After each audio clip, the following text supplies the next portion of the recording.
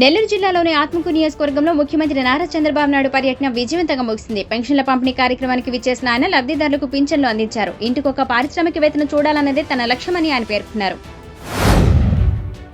ఆత్మకూరు వేదికగా తల్లికి వందనంపై క్లారిటీ ఇచ్చారు ఏపీ సీఎం చంద్రబాబు నాయుడు. ఇంట్లో ఎంతమంది పిల్లలున్నా అందరికీ తల్లికి వందనం పథకాన్ని వర్తింపజేస్తామన్నారు. ఎక్కువ మంది పిల్లలను కనాలని ప్రజలకు ఆయన పిలుపునిచ్చారు. పార్కుల అభివృద్ధికి ప్రత్యేకంగా నిధులు కేటాయిస్తామన్నారు.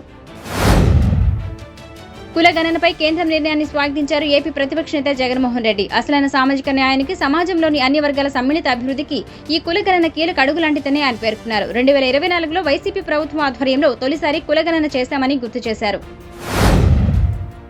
అమరావతి రీలాంచ్ కోసం రేపు ప్రధానమంత్రి నరేంద్ర మోడీ రానున్నారు. మధ్యాహ్నం అమరావతి రానున్న మోడీ పలు అభివృద్ధి కార్యక్రమాలను ప్రారంభించనున్నారు. పర్యటన ముగించుకుని రేపు సాయంత్రం ఆయన ఢిల్లీ బయలుదేరి వెళ్లనున్నారు.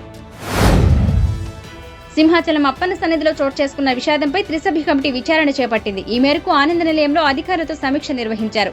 సింహాచలంలో నిర్మాణాలు, చందనోత్సవ ఏర్పాట్లు, గోడ కూలిన ఘటనపై వారు ఆరా తీశారు. పాకిస్తాన్తో ఎలక్ట్రానిక్ వార్ఫేర్కు సిద్ధమైంది భారత్. ఈ మేరకు సరిహద్దుల్లో అధునాతన జామర్లను మోహరిస్తున్నారు. దీంతో గ్లోబల్ నావిగేషన్ శాటిలైట్ సిస్టమ్ స్తంభించిపోతుంది. ఫలితంగా సిగ్నల్స్ పనిచేయక పాకిస్తాన్లో గందరగోళ వాతావరణం ఏర్పడే అవకాశం ఉంది.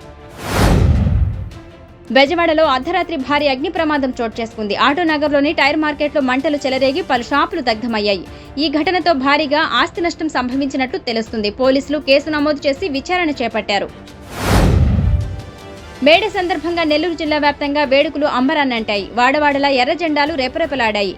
కామ్రేడ్ పుచ్చలపల్లి సుందరయ్య జయంతి సందర్భంగా కమ్యూనిస్టు నేతలు నివాళి అర్పించారు. కార్మికుల హక్కుల కోసం పోరాటాలు సాగిస్తామని వారు తెలియజేశారు. పూరి పుణ్యక్షేత్రంలో 12 రోజుల పాటు జరగనున్న జగన్నాథుడి రథయాత్రకు ఏర్పాట్లు ప్రారంభమయ్యాయి. అక్షయ తృతీయ రోజు ప్రత్యేక పూజలు నిర్వహించి రథం నిర్మాణాన్ని ప్రారంభించారు. ఆషాఢ మాసం 2వ రోజు ఈ రథయాత్ర జరగనుంది.